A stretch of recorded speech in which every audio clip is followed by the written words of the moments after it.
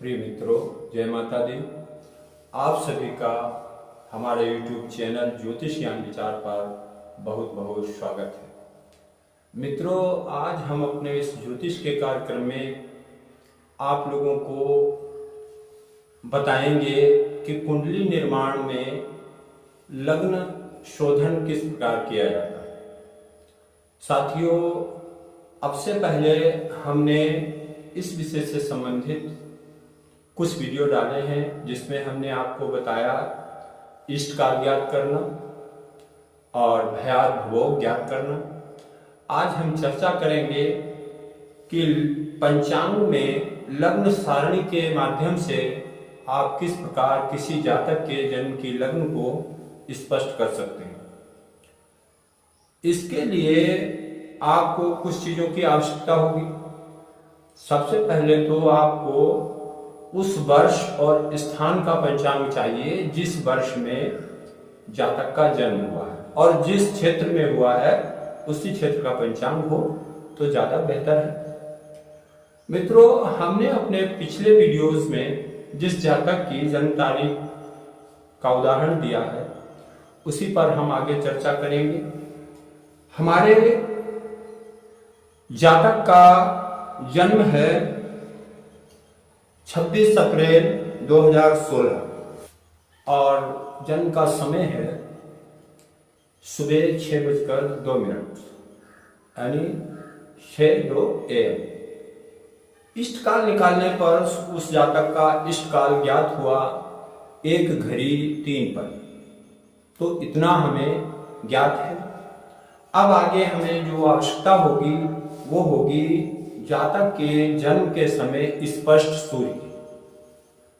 तो मित्रों, प्रत्येक पंचांग में स्पष्ट ग्रह दिए होते हैं जो सूर्योदय कालिक होते हैं। चूंकि इस बच्चे का जन्म लगभग सुबह के समय हुआ है तो हम वही सूर्योदय ले रहे हैं जो पंचांग में दिया है।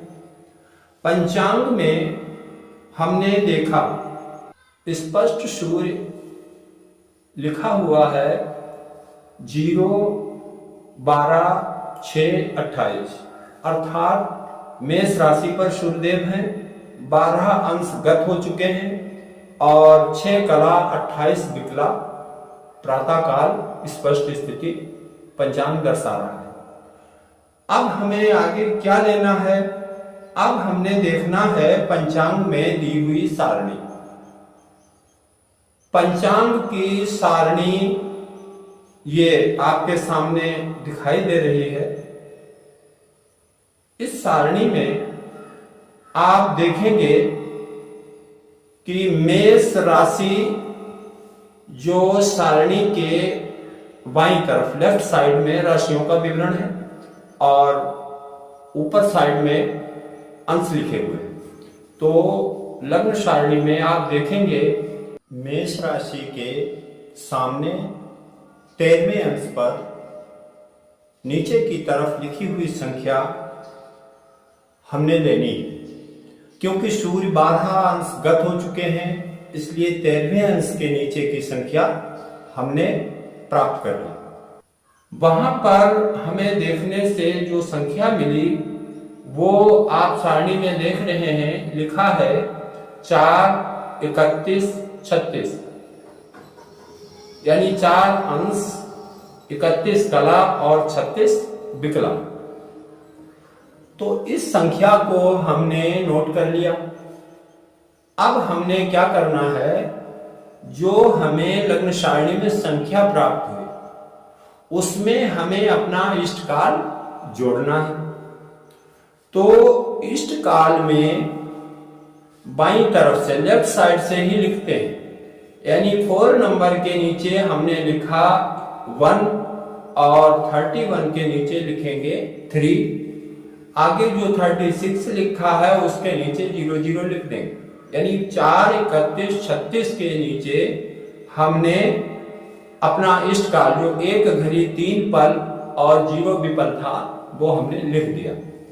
अब इसको हमने जोड़ दिया। जोड़ने पर योग फल प्राप्त हुआ 5, 34, 36। ये संख्या हमने प्राप्त की। अब एक बार फिर सारणी देखनी पड़ेगी। अब हमें देखना पड़ेगा कि सारणी में ये संख्या यानी 5, 34, 36 किस कोष्ठक में है। अगर ये संख्या नहीं मिल रही है तो इसके निकटतम वाली संख्या आप ले सकते हैं। हमने सारणी में जब दृष्टि डाली तो हमें संख्या मिली 5, 30, 38। हमने इस संख्या को ले लिया। अब हम देखते हैं कि 5, 30, 38 के ऊपर लिखा हुआ है 20 अंश और इसके लेफ्ट साइड में राशि वाले कॉलम पर लिखा है मेष। तो मित्रों स्पष्ट लग्न बनती है मेष और उसके अंश 20 गत हो चुके हैं। तो स्पष्ट लग्न इस प्रकार बनेगी 0, 0, 20, 5, 34 यानी 0 राशि है, पहली राशि है मेष, 20 अंश, 5 कला और 34 विकला की स्पष्ट लग्न प्राप्त हुई। तो मित्रों इस प्रकार आप लोग भी लग्न शोधन कर सकते हैं और कुंडली निर्माण का कार्य सीख सकते हैं। इसी के साथ हम अपना ये वीडियो पूरा करेंगे, फिर मिलेंगे। जय माता।